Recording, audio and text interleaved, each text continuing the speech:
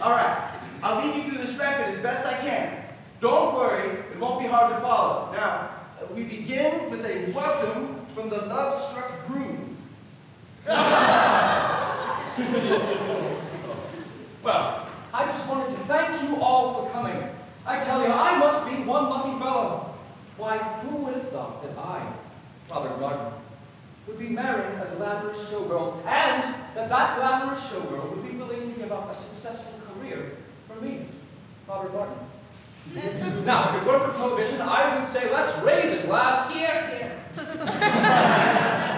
to Miss Janet Van de Graaff, the most beautiful girl in the world. Absolutely not! Excuse me.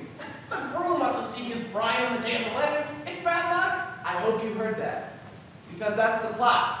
Well, basically, hang on for the bride. Breakfast will be served in the Arabian room. Say, isn't it a little early in the day to be drinking? I don't understand the question. Listen, you keep Janet away from Robert. Do you understand? You're the chaperone. That's your only job. Aye, Mon Dog. Oh, Robert, who's my little monkey? I'm your little monkey. So, the bride and groom are whisked away, and we turn our attention to the B plot, which involves the producer. Mr. Felton? Getting married and leaving the show business. Mr. Felton? Doesn't she know I got obligations? Mr. Felton, I can be your leading lady. You said it yourself. I am useless in the chorus. The last time you ain't got what it takes. But I've been taking lessons. Singing, acting, ballet. Ballet. Yeah, I'm pretty good too. Just the other week I auditioned for Swanee Lake. A little annotation. Kitty and Felsie were a couple in real life, Jack and Sadie Adler. Now, a familiar comic construct.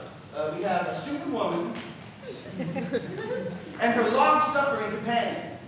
Well, really, she just appears stupid. In the end, she does something quite clever, and it makes everyone wonder whether or not it was all just an act. The irony here is that Sadie actually was quite stupid. Jack had to explain all the jokes to her, apparently. Still, she had a wonderful career on stage. At that time, the theater was the only place where stupid people could earn a decent living. And this was before television, of course. Kitty, I don't have time for this. A petit four, Mr. Felton? How about a nice profiterole? Boys, I'm not hungry. Then perhaps we could give you something else to chew on. Yeah, something that ain't food. What? Your confusion is to be expected. Though we stand before you in the guise of innocent pastry chefs, we are also And primarily employees of a certain individual. A certain individual? a sort of individual. Who also happens to be the largest single investor in Felting's Farms. He has sent us here As a pastry chef. to express his concern about Miss Van de Graaff's impending nuptials. Specifically, that if she gets married and leaves the show, then there ain't no show. Say, don't I know you? No, you don't. Have you ever spent any time in Toledo? You ever spent any time in a coma? Now that I have a cousin in Seattle. Boys, you tell your boss this wedding is ever gonna happen. You have my void. Oh, we'll take your wood all right. Let's go back on that void. Be a recipe for disaster. And we hope we have made ourselves perfectly eclair. One cannoli hope. It's gotta be kidding me. Don't talk with me. Pastry Jefferson. The last weekend Nash. We're on the lamb. Lamb's an entree, you macaroon! The gangsters were played by interchangeable vaudeville duo, the Tall siblings, John and Petra Tall. They were born Abram and Mandela Maslowskevich, but were renamed at Ellis Island by a sarcastic immigration official. They were an early example of the typical Broadway gangster, full of wordplay and stylized movements. Not very intimidating, unless you find dancers intimidating, which I do. But for reasons that wouldn't be appropriate to the situation. Leave this matter in your hands, Mr. Felton. In the meantime, feel free to browse the dessert carousel. Yeah, present to lead a surprise. It's to die for.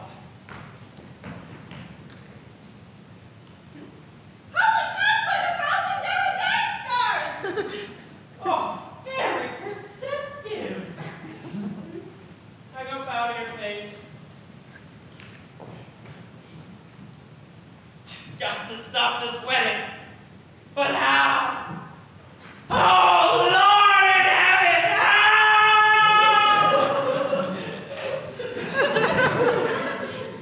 I always thought that moment was a little overplayed. So, with the story well on its way, we now go to the groom's room.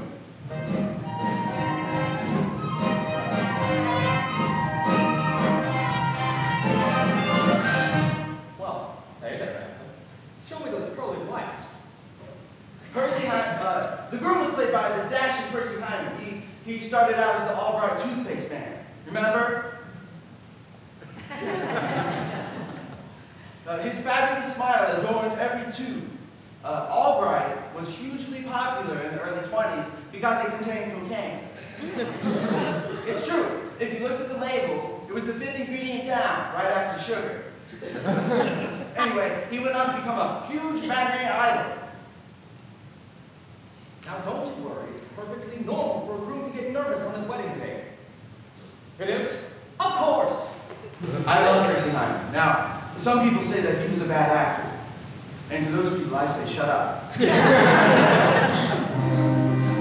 there, Mr. Mirror Man, shaking and a-quaking, trembling like them fraidy cats do.